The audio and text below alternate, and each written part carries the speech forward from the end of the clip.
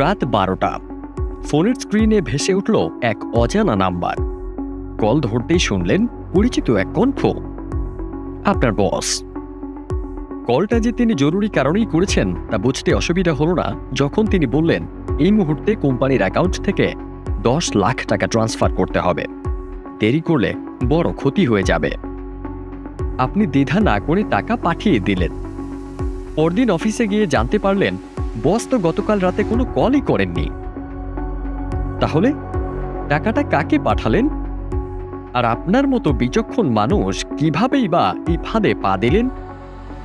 এটাই deep fake, প্রযুক্তির এমন এক কারসাজি যা বাস্তব আর কল্পনার সীমারেখা মুছে দিচ্ছে।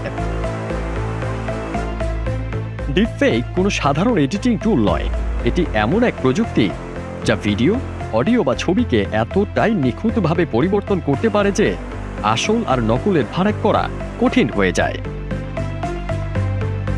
মেশিন লার্নিং অ্যালগোরিদম বিশ্লেষণ করে মানুষের মুখের অভিব্যক্তি, কণ্ঠস্বর, এমনকি শরীরের ক্ষুদ্রাতি ক্ষুদ্র নড়াচড়া পর্যন্ত নকল করে ফেলে।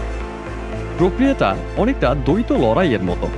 একদিকে থাকে জেনারেটর যা নকল ছবি বা ভিডিও তৈরি করে, অন্যদিকে ডিসক্রিমিনেটর যেটি ভুল বের করে আরও নিখুঁত করে তোলে।